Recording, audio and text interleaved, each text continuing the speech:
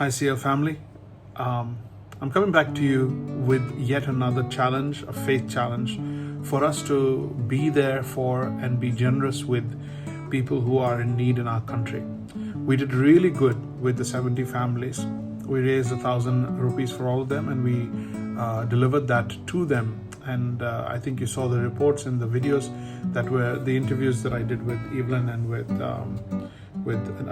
Amendra, and we were able to get that money over to them, get packages and kits to them. There is a Pastor Salim, who is on the ground, and he's in Bastar district in Chattisgarh. He has been in interacting with us and engaging with us on matters of church and spiritual health, and we've been training him as well.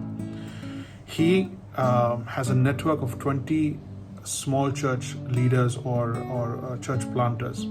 So in that district, he's got these guys all over the place, and through them, actual people, names, addresses, we have come to the knowledge that 785 families are not getting the food, access to the food that the government has supplied. So the government has supplied food, but it's not reaching them.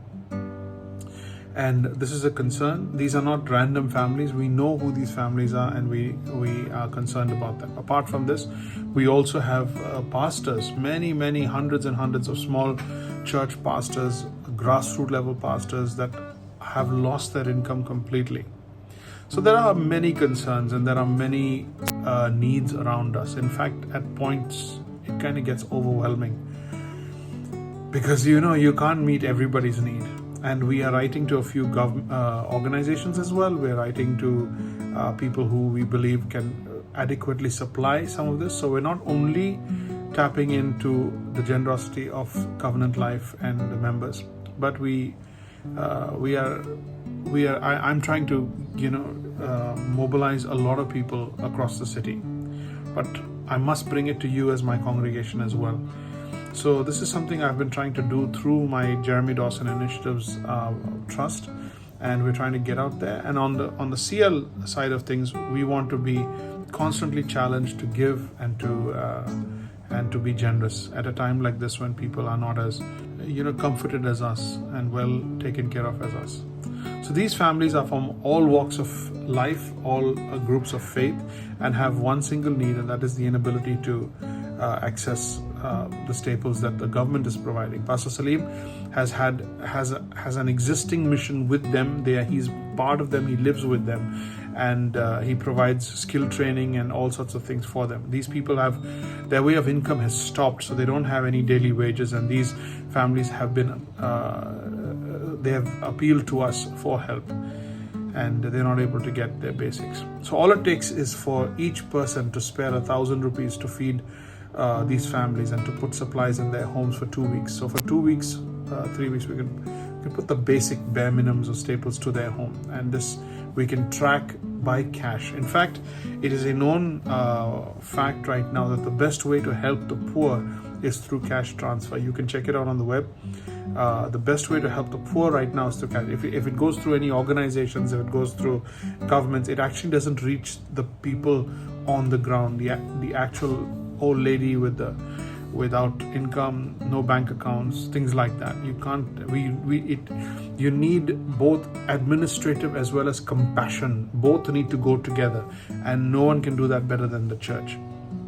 So just 1,000 rupees will buy them staples for 2 to 3 weeks, and this is what we are doing. So I want to challenge us to yet another faith challenge, and I'm challenging people across the nations, in fact in other countries as well. And if you, my church, also would like to be part of this, please do go to my website, and the COVID relief fund which we're using. And we also, let me remind you, we have a accountability board of 4 people who are bankers and accountants and lawyers, and who are looking into the funding and the transparency, integrity of this funding. And I ensured that right from the start, before the project began, so that there is absolute transparency with regard to how these funds are coming in and what's going where. So be assured of that. that every rupee is going to get to these poor people, because that's how the church wants to.